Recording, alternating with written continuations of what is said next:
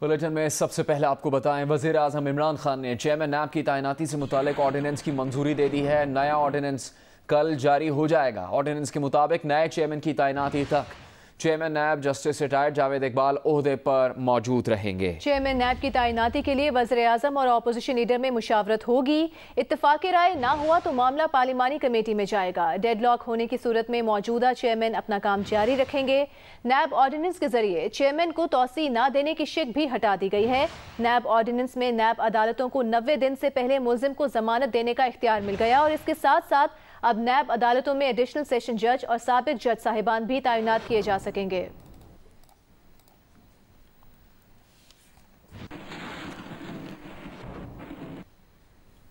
Chairman नैब की तैनाती के लिए वज़ीर आज़म और अपोजिशन लीडर शहबाज शरीफ के दरमियान मुशावरत होगी या नहीं, दो विफाकी वज़रा के अलग अलग मौक़िफ़ सामने आ गए। वज़ीर इत्तलात फवाद चौधरी कहते हैं कि शहबाज शरीफ से कोई मुशावरत नहीं होगी। वज़ीर कानून फ़ारूक नसीम का कहना है कि मुशावरत शहबाज शरीफ से ही होगी। पार्लिमानी उमूर के मुशीर बाबर अवान ने कहा कि वज़ीर आज़म और अपोजिशन लीडर के दरमियान मुशावरत की मौजूदा शिक बरकरार रहेगी। वज़ीर आज़म और अपोजिशन लीडर में इत्तेफाक ना हुआ तो मामला पार्लिमानी कमेटी में जाएगा।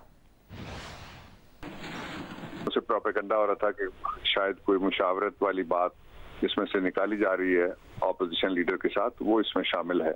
उस अरसे में जब तक ऑपोजिशन लीडर और chief executive of the country जो लीडर ऑफ द हाउस है वो एक पेज पे नहीं आते, तो दरमियानी अरसे के अंदर जो इनकम्बेंट यानी बैठा हुआ चेयरमैन नैब होगा उसका पीरियड जारी रखा जाएगा। विफाकी वजीर शिबली फराज ने कहा है कि नए ऑर्डिनेंस के बाद वजीर आजम या अपोजिशन लीडर में से किसी पर इल्जामात हैं तो वो चेयरमैन नैब की तकर्री में हिस्सा नहीं ले सकेंगे। कैपिटल टॉक में गुफ्तगू करते हुए ये भी बताया कि चेयरमैन नैब की गिरफ्तारी के इख्तियारात को महदूद किया जाएगा। नैब में जारी केसेस को जल्द मंतकी अंजाम तक पहुँचाने की शिक भी शामिल की जा रही है।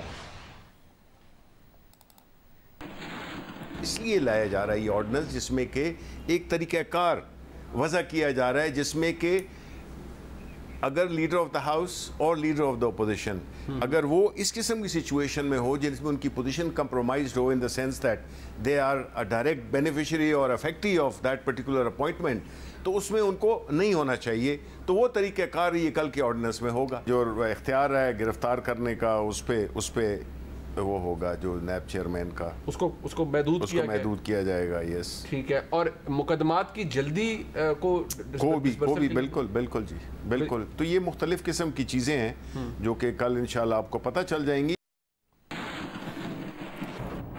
पीपल्स पार्टी के रहनुमा सेनेटर मुस्तफ़ा नवाज खोखर ने कहा है कि नैब ऑर्डिनेंस में तरमीम खिलाफ कानून होगी। चेयरमैन नैब की मुद्दत में तौसीह से हुकूमत के अज़ाइम खुलकर सामने आ गए। पीपल्स पार्टी इस अमल की हिमायत नहीं करेगी। पाकिस्तान पीपल्स पार्टी के चेयरमैन बिलावल भुट्टो साहब बरमला इस चीज का इजहार कर चुके हैं कि नैब ऑर्डिनेंस के अंदर तरमीम जो हुकूमत लेके आना चाह रही है वो खिलाफ कानून होगी। जो कानून ऑलरेडी नैब का एग्जिस्ट करता है उसके स्पिरिट के खिलाफ होगी। जब उसके अंदर लिख दिया गया है कि चेयरमैन नैब की जो पोजीशन है वो नॉन एक्सटेंडेबल होगी, तो उसके बाद एक्सटेंशन देना ये हुकूमत के जो अज़ाइम है उनको सामने लेकर आता है। हम खबरों में आपको बताएं, पेशावर में आटे की कीमत ऊपर चली गई। सरकारी आटे का 20 किलो का थैला 200 रुपये महंगा हो गया, 1100 रुपये में फरोख्त होने लगा। आटे के डीलर्स ने हुकूमत से नोटिस लेने का मुतालबा कर दिया। कहा कि बरवक्त नोटिस ना लिया गया तो आने वाले दिनों में आटे की कीमतों में मजीद इजाफा मुतवक्के है।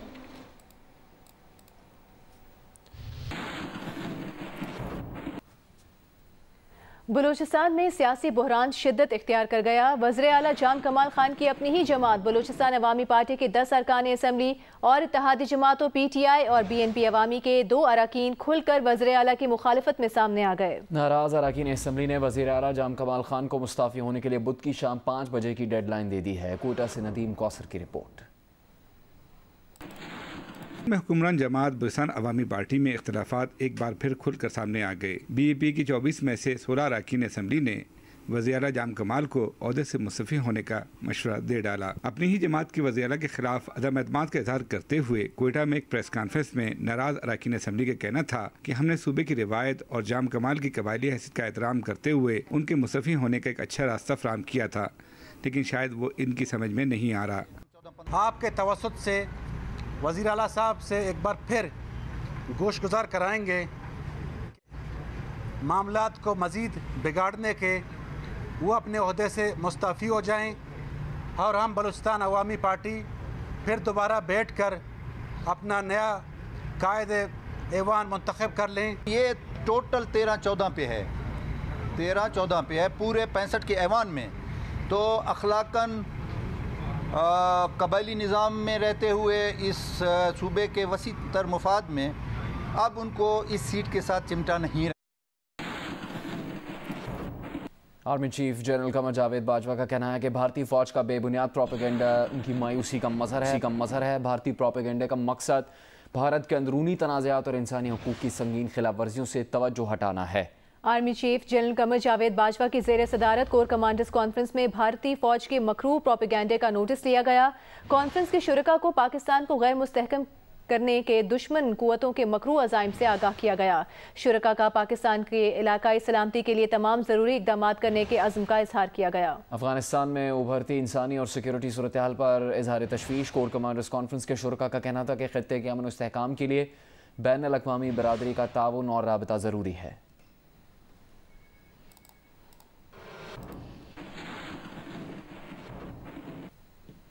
एवनफील्ड रेफरेंस में सजा पॉलिटिकल इंजीनियरिंग और कानून की संगीन खिलाफ वर्जियों की क्लासिक मिसाल है। सुप्रीम कोर्ट का आइन में किरदार न तफ्तीशकार का है न ही प्रोसिक्यूटर का।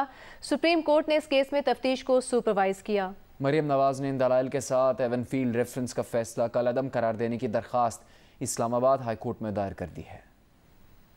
एवनफील्ड रेफरेंस एहतसाब अदालत से सुनाई गई सजा का फैसला कलअदम करार देने के लिए मरियम नवाज ने इस्लामाबाद हाई कोर्ट में मुतफर्रिक दरखास्त दायर कर दी। इसमें इस्लामाबाद हाई कोर्ट के साबिक जज जस्टिस शौकत अजीज सिद्दीकी के बार से खिताब का हवाला दिया गया। दरखास्त गुजार के मुताबिक जज ने बताया कि चीफ जस्टिस को अप्रोच किया गया कि उन्होंने इलेक्शन तक नवाज शरीफ और उसकी बेटी को बाहर आने नहीं देना। इरफान कादिर एडवोकेट के जरिए दायर दरखास्त में मौक़िफ़ इख्तियार किया गया कि जस्टिस शौकत अजीज सिद्दीकी के बयान से अदालती फैसले के गैर जानिबदाराना होने पर शकूक व शुबहात पैदा हुए। ट्रायल की सारी कार्रवाई और रेफरेंस फाइल करने के अहकामात भी दबाव का नतीजा हो सकते हैं। सुप्रीम कोर्ट ने इस केस में तफ्तीश को सुपरवाइज किया, प्रोसिक्यूशन की भी मॉनिटरिंग की और एक तरह से पूरा अमल ही कंट्रोल किया।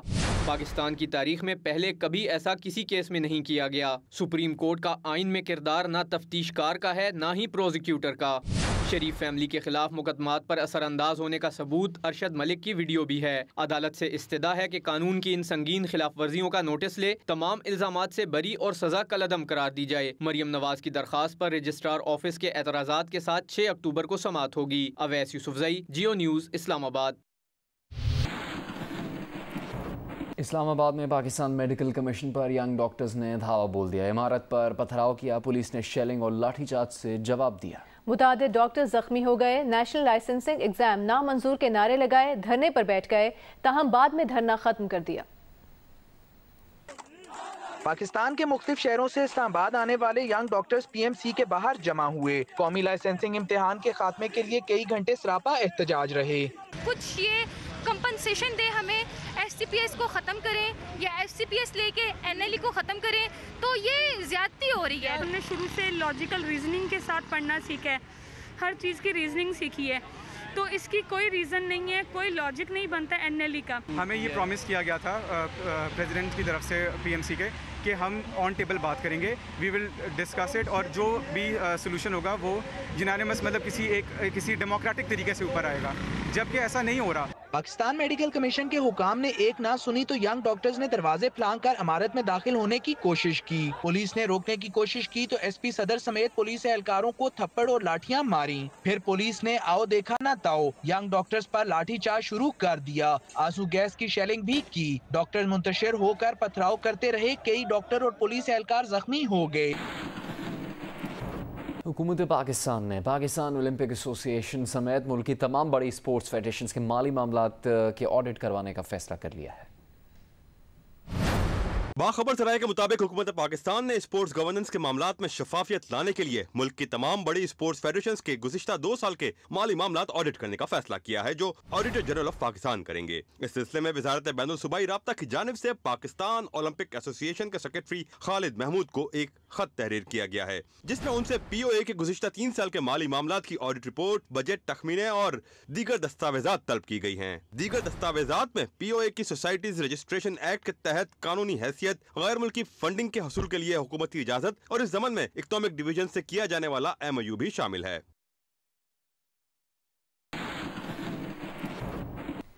विफाकी वज़ीर कानून बैरिस्टर फ़रूक नसीम ने विफाकी वज़ीर फवाद चौधरी के दावे की नफी कर दी। प्रोग्राम आज शाहजेब खानजादा के साथ में गुफ्तगू करते हुए कहा कि नैब चेयरमैन की तैनाती के लिए अपोजिशन लीडर शहबाज शरीफ से मुशावरत होगी। साहब आज बड़ा फैसला हुआ। पहले तो फवाद चौधरी साहब ने प्रेस कॉन्फ्रेंस की कि अपोजिशन लीडर से कतई तौर पर मुशावरत नहीं होगी। फिर आपने मीडिया से गुफ्तगू की कि फैसला हुआ है अब कि मुशावरत होगी और तहरीरी तौर पर होगी। फिर अटॉर्नी जनरल साहब का बयान आया, उन्होंने भी आपकी बात की ही आप वाली बात की कि हाँ जी मुशावरत होगी। मगर फिर फवाद चौधरी साहब का स्टेटमेंट सामने आया मीडिया पर कि मुशावरत कतई तौर पर नहीं होगी। मतलब होगी या नहीं होगी क्या? क्योंकि आप वज़ीर कानून हैं, आप बताइए।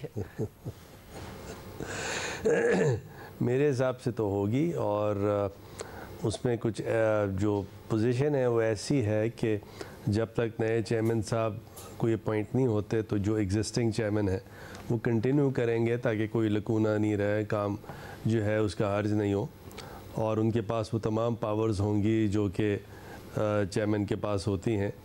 और जो वर्ड है नॉन एक्सटेंडेबल का उसको हटा दिया जाएगा ताकि नए जो भी चेयरमैन हो उसमें प्रेजेंट चेयरमैन को भी कंसिडर किया जाएगा और माजी के चेयरमैन को भी कंसिडर किया जाएगा, नए लोगों को भी किया जाएगा, जैसे मैं डे 1 से कह रहा हूँ। और बेस्ट आदमी उसमें सेलेक्ट किया जाएगा, इनका भी चांस है और लोगों का भी चांस है, लेवल प्लेइंग फील्ड है। बैरिस्टर फ़रूक नसीम का तफसीली इंटरव्यू देखिए प्रोग्राम आज शाहजेब खानजादा के साथ में अब से कुछ देर के बाद। अभी आपको बताएं कि अपोजिशन लीडर और सदर मुस्लिम लीग नून शहबाज शरीफ को PDMA के सरबराह मौलाना फजलुर रहमान और कौमी वतन पार्टी के सरबराह आफ्ताब अहमद खान शेरपाव ने टेलीफोन किए हैं। मिजाज पुरसे की और उनकी सेहत के बारे में दरियाफ्त किया। दोनों रहनुमाओं ने शहबाज शरीफ की मुकम्मल सेहतयाबी के लिए नेक तमन्नाओं का इजहार किया। शहबाज शरीफ ने मिजाज पुरसी पर मौलाना फजलुर रहमान और आफ्ताब शेरपाव का शुक्रिया अदा किया।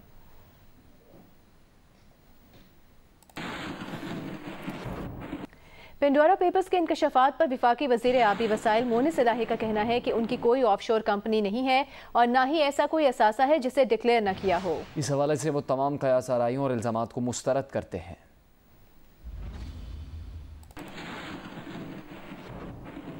एक तोला सोना 800 रुपये महंगा होकर 1,15,000 रुपये का हो गया है। 10 ग्राम सोने की कीमत 686 रुपये के इजाफे से बढ़कर 98,594 रुपये हो गई है।